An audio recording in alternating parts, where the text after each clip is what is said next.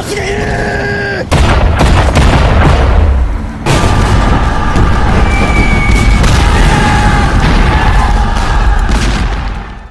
hello there.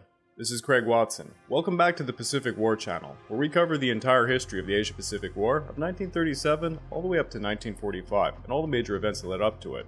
Today we are beginning a new series looking into the Japanese invasion of North China and Inner Mongolia.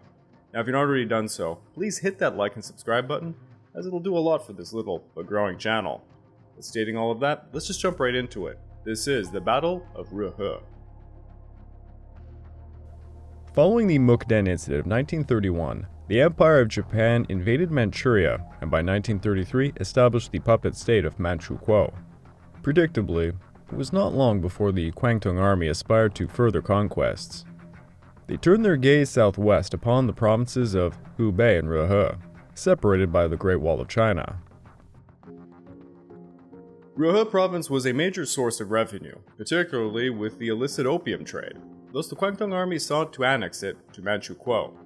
Initially, the Japanese attempted appealing to the corrupt governor of Rehe province, Tang Yulin, to join the new state of Manchukuo, but he refused. Thus the Japanese elected for a more direct action.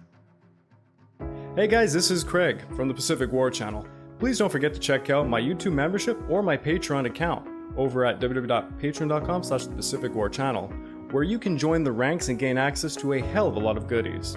At the base minimum, you get access to the exclusive monthly podcast, early access to all of my content, voting rights for what subjects I will tackle next, and at higher tiers, I have much more goodies to come. So please click that link and check it out. The Kwantung army had placed a small 200-man garrison at the strategic Shanhaiguan Pass. Shanhaiguan, known as the Pass of Mountain and Sea, is a narrow corridor leading from Manchuria into China proper. At around 11 p.m. on January the 1st of 1933, captain of the Japanese Shanhaiguan garrison, Shinkoto Ochiai sent soldiers in civilian clothing to toss grenades and fire a few shots near their camp yard. He then falsely accused the Chinese 626 Regiment garrisoning Shanhaiguan for the attack. Yes, it was the ever-reoccurring Japanese false flag operation special. After this, Shinkoto demanded the Chinese garrison withdraw and allow them to enter the area. The Chinese refused. Thus, the IGA 8th Division issued an ultimatum before unleashing a combined arms attack. They attacked the pass with 4 armored trains, 10 tanks, naval bombardment from the IJN's 2nd Fleet, and aerial bombardment. The commander of the 626th Regiment, Xie Xuan, could not hope to withstand such attacks. His garrison had little more than Maxim guns, light motors, and centuries-old Ming Dynasty ramparts and watchtowers.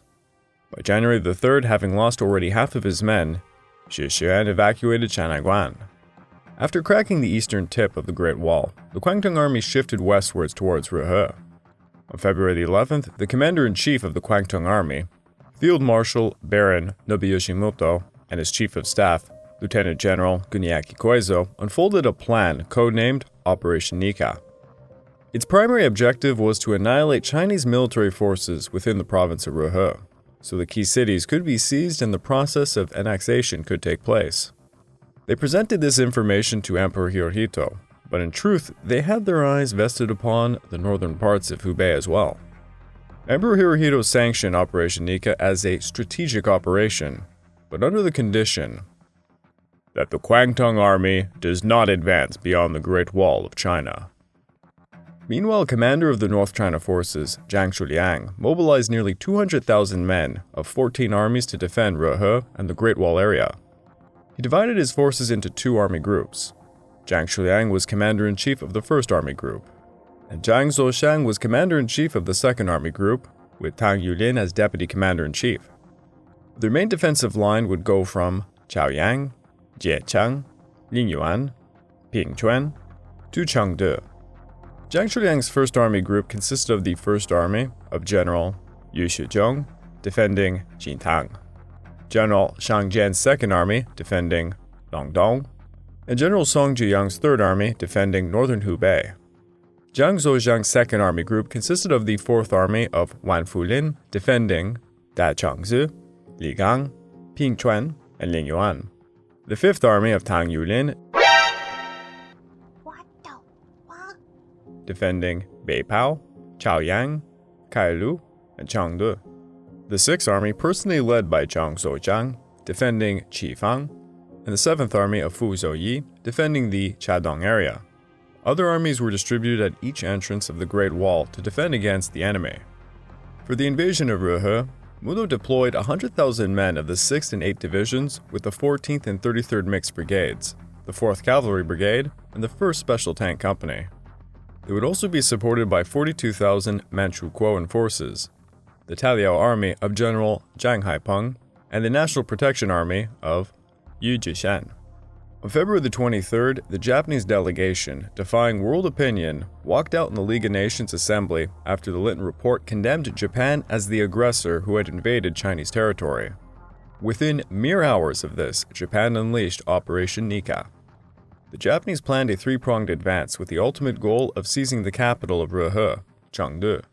The 6th Division would depart Tongliao to capture Kaile, Xinhe, Jiangping, and Qifang, then converge upon Chengde. The 8th Division would depart Jinzhou to capture Beipiao, Chaoyang, Yibaozhou, and then converge upon Chengde. Lastly, the 14th and 33rd Mixed Brigades would depart Suizhong to capture Jianchang, Lingyuan, Pingquan, and then converge upon Chengde. On the night of February the 22nd, the Japanese began their advance as the forces in Beipiao retreated to Chaoyang. On February the 23rd, the Japanese 6th and 8th Divisions, alongside tens of thousands of puppet troops, began their advance in three directions with the support of aircraft and tanks. Within the northern column, the Japanese 6th Division advanced along the North Road, consisting of about 10,000 people, with the cooperation of Liao Guitang and the Taoliao troops. They attacked Kaole, being defended by a total of 10 brigades of the Chinese 5th and 6th armies. The commander at Kaole, Xie Xingwu, leading the 7th Cavalry Brigade, retreated as soon as the battle began. The Japanese army occupied Kaole on the 24th. On the 26th, they took Xiaohua, and by March the 1st, they were advancing due east of Qifang. The Japanese 4th Cavalry Brigade launched an attack upon Qifang against the Chinese 117th Brigade. That night, the Chinese sent an elite company to attack the headquarters of the Japanese 6th Division.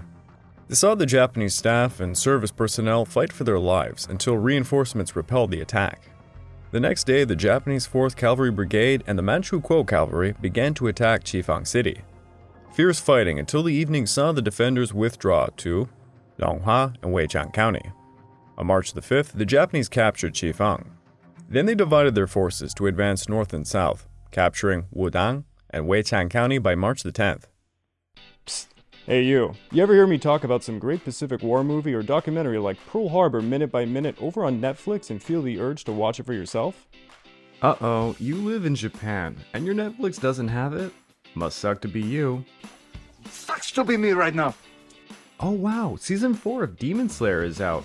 Oh wait, I can't watch it on Canadian Netflix, but it's over on Japan Netflix? Whatever will I do? Oh, no. Being blocked from regional content? With private internet access, you too can watch Demon Slayer Season 4 by switching your IP address to Japan. Yes! Hell yeah! Why stop with Japan? With private internet access, you can change your IP address to over 84 different countries and every single US state, giving you access to region-restricted content all over the world. Nice. Many websites and services like Netflix are only accessible depending on your physical location, but private internet access helps you overcome these restrictions. Think about it, without private internet access, it's like paying for a TV series and missing out on the latest season. Shots fired, Demon Slayer on Canadian Netflix. Is that like a personal attack or something? Ever fear people are gonna find your Google searches? Banzai! Banzai! Banzai! FBI, open up! Private internet access makes sure that those Google searches remain a buried secret, as private internet access encrypts your internet access and has a no-logs policy. Think you're safe with the local coffee shop's free Wi-Fi? No, you are certainly not. Private internet access gives you more privacy features than any other software and real-time protection from malware and trackers, giving you peace of mind knowing those Google searches remain seen by you and you alone. Private internet access has a no-log policy that they've defended in court, which means they are not storing any of your browsing data. Hey, are you like me using different devices under one household? Private internet access is available on all platforms and protects an unlimited amount of devices at the same time. I personally use private internet access to unblock movies and TV series from all across the globe, and I sleep easier writing scripts for my YouTube channel and others knowing my data is secure. Look, this is a no-brainer. Sign up with my link in the description of this video to get 83% off, plus 4 months for free, so it ends up being only around $2 per month. Signing up for private internet access is risk-free. There's a 30-day money-back guarantee, and 24/7 customer support is available. So don't forget to click www.piavpn.com/The Pacific War Channel, and a big thanks to Private Internet Access for sponsoring this video.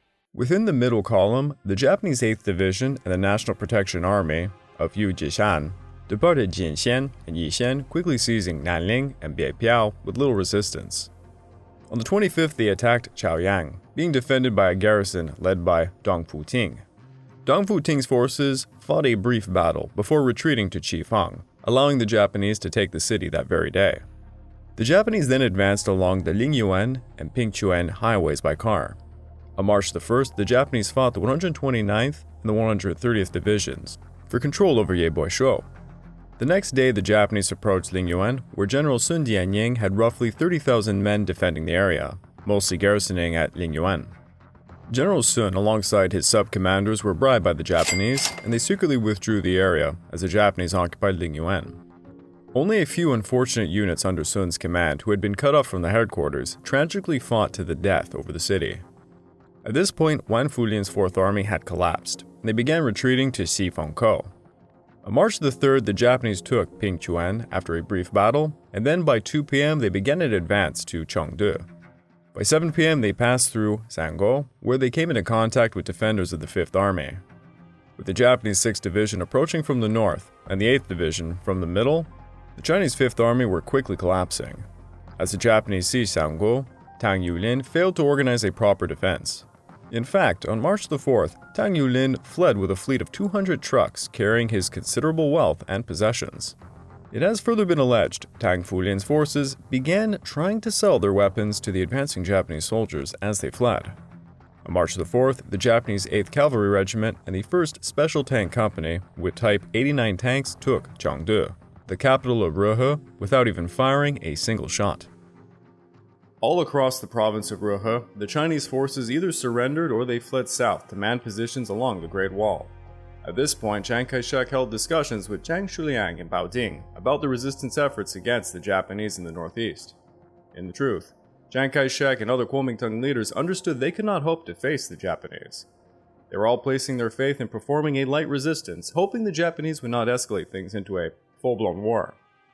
Chiang Kai-shek notified him he was relocating his forces from the northeast to deal with the communist insurgents in Jiangxi province. It was also at this point Chiang Kai-shek suggested Zhang Xueliang should step down as leader of the northeastern forces. I'm sorry, you're fired. Get out of here. But you can't do this to me. You know how much I sacrificed? On March the 12th, Zhang Xueliang resigned for medical reasons, appointing the current Minister of Military and Political Affairs, Hu Yingqin, in his place. With the fall of Rehe, the Japanese would not stop their aggression. The speed and ease of their operation had only emboldened the Kwantung officers, who were increasingly insubordinate to Tokyo HQ. The war would soon spread.